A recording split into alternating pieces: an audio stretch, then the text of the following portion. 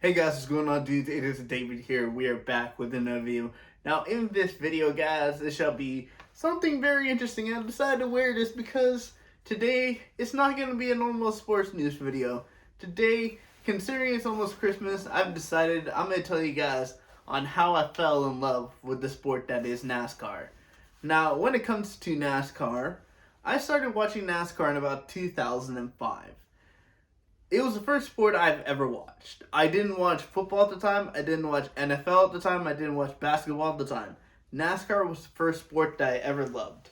And when I got into NASCAR, I didn't really think of it that much until probably at least 2007 is when I really started to get into it. I think 2007 was actually my first full-time season being a NASCAR supporter and watching the season fully.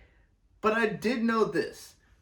It's interesting enough, the reason I got into NASCAR is because at the time, I was with my dad at my dad's old house, and my dad was watching Looney Tunes back in action, and I saw the clip of the 24 car, Jeff Gordon, and I was like, hey, that's an interesting car, or I actually didn't really know what I was thinking at the time, because, that was 2005, I was about 7 years old, so I got into NASCAR around that time. And the first ever video game I got that was NASCAR related was NASCAR NASCAR 2006 Total Team Control. And I just had great memories. That's the thing is, I had great memories playing those games, even though everybody shits on those games and everybody doesn't really like these games because that was when EA basically gave up on NASCAR. But that was my childhood, playing those games, playing NASCAR 2006, NASCAR 2007, NASCAR 2008, and then NASCAR didn't have a game for I think 2010, and then they moved into NASCAR to game 2011 on the newer systems. I had a PS2 at the time for NASCAR 06, 7, and 8, and I think I had an Xbox 360 for 2011.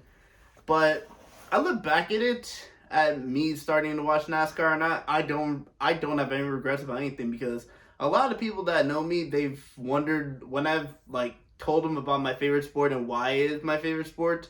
They've wondered, why do you like NASCAR and why do you watch the sport in general? And I just wanted to say this to you. Think about this. Think about cars going about 180 to 200 miles per hour. And yes, it is in a circle, but how fast do cars normally drive on the highway?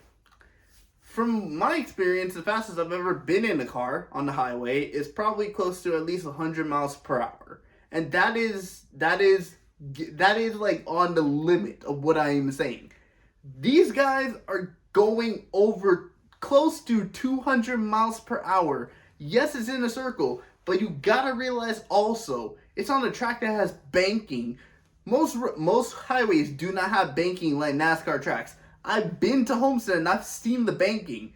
That banking is at least 15 degrees. Compared to a normal highway, yes, there's going to be bumps on the road. But banking, bumps, and then also you got 43 cars going around each other that are battling side by side, and at any point, they could wreck. Listen to this, guys. I've seen a car flip 10 times. The 2008 Michael McDowell wreck at Texas, and he walks out perfectly fine. That is due down to what happened in 2001. A normal crash.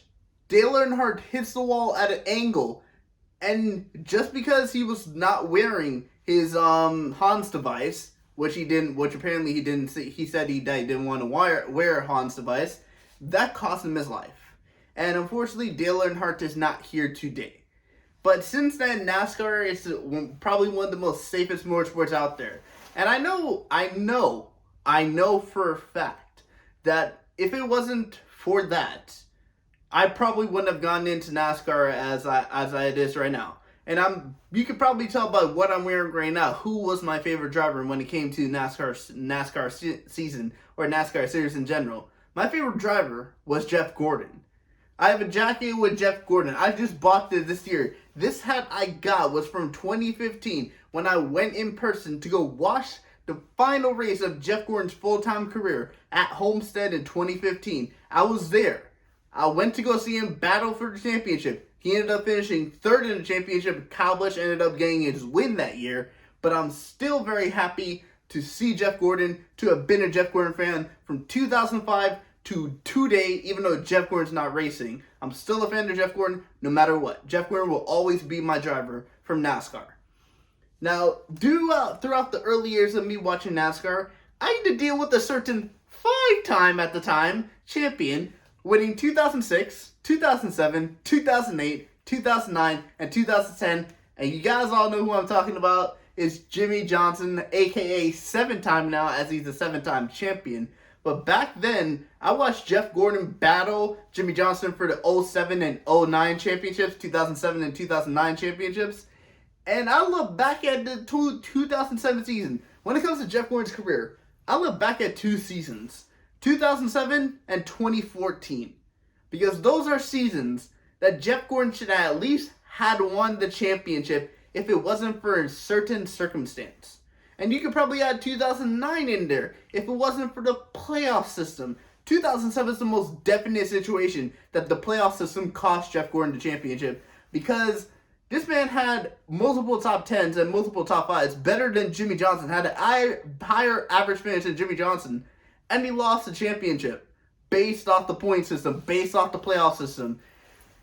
When NASCAR introduced this playoff system in 2004, it was for the better, but obviously for certain drivers, if you were a favorite driver like other drivers like Tony Stewart, Denny Hamlin, or anything like this, you know the playoff system has cost your driver a championship. Kyle Busch just won 2 championships. Since 2014, when they introduced the new format, we haven't had a repeat champion since, which is actually very interesting, because I honestly feel like if we've had a repeat champion, that would actually be better, because that means the system would actually be working. But I guess, considering the fact that we aren't having repeat winners, the system is working, but that also does kind of make it kind of boring, if you guys want to be honest with me.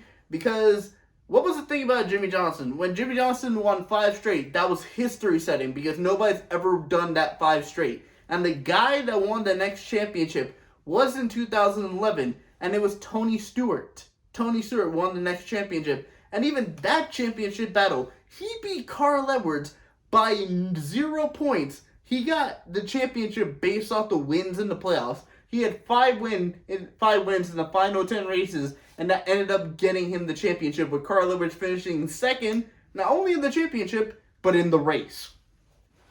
So, I mean, 2006 to 2011, and even the 2012 season was still exciting in general, because you had a battle between Keselowski, Clint Bowyer, Jeff Gordon, and Jimmie Johnson that went up to the final race, and Brad Keselowski ended up winning that championship.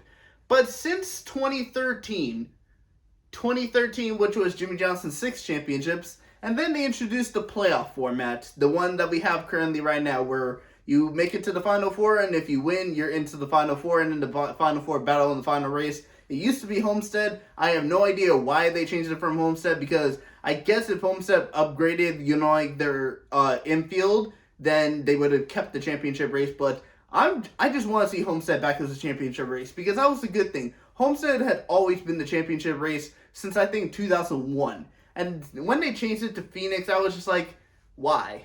Literally, why? Why? There's no point of changing the Homestead race from being the final race. And then I think last year they put it as the second race or third race on the season. So you went from putting it the last race to putting it at the beginning of the season. Makes no absolute sense. But yeah, 2014, Kevin Harvick won the championship. 2015 was the year I went to go watch Jeff Gordon. Kyle Busch won the championship. 2016, Jimmie Johnson got his 7th. 2017. Man, oh man, Martin Truex Jr. getting his championship in 2017. 2018 was Joey Logano. 2019 was it? Who won in 2019? I actually forgot who won the 2019 championship. I know it wasn't a repeat winner, so obviously it was a first-time winner. Kyle Busch. What am I saying? Kyle Busch won the 2019. Chase Elliott won the 2020 championship, and then in 2021, it was Kyle Larson. So like I said, we've had no repeat winners, which has been really good, but I want to see a repeat winner, because that's just going to make it more exciting to see, like, who can stop if somebody were to win back-to-back championships, the focus is gonna be mainly pointed on who can beat this guy that's won back-to-back championships, who can stop the undefeated when it comes to the championships. But we haven't had that, so that's all right. But in terms of me being a NASCAR fan, I will always be a NASCAR fan for the rest of my life, no matter what. I love wearing this jacket. If I could wear this jacket everywhere, I definitely would. But this jacket's not suited to wear outside. But in terms of this, I mean, like I said, I started watching NASCAR in 2005 because of Looney Tunes Back in Action. My first race that I ever watched was the 2006 Daytona 500. My first race that I ever attended was the 2015 Homestead 400, the Ford EcoBoost 400, and Jeff Gordon's final full-time race. And I watched Jeff Gordon battle for multiple championships, whether it was 2007, 2009, 2013, 2014, or 2015. I watched my driver battle for multiple championships. I absolutely love this sport, and I always will love the sport. And there's nothing really else to say, because a lot of people that say that NASCAR isn't a real sport, you gotta look at this, and you gotta look at it good. I would love to see people try and go out in a regular day, even though this would never be happening because it's illegal. But I would love to see this happen. People talk crap about NASCAR. Try going at 200 miles per hour with about 20 cars around you, and if you can do that on banking and cars around you going over bumps on the track, then you would know how it feels. I've seen multiple crashes, where a driver gets hurt, a driver looks like he gets hurt. I've seen cars get on fire in NASCAR, but still nothing has happened. So in terms of this, NASCAR, even though it may be one of the most boring sports to watch, you're watching cars go around in a circle for like 3-4 hours, you guys, unless you guys have watched a NASCAR race, you guys do not know. You guys do not know. There are certain races, yes, you guys are right. There are certain races that provide boring racing.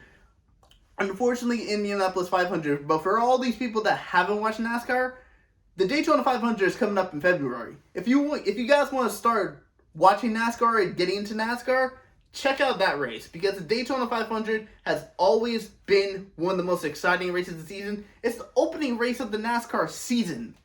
So yeah, if you want to get into NASCAR, if you want to check out NASCAR and see if NASCAR is really boring, check out that race, because the Daytona 500 definitely will not disappoint you when it comes to excitement.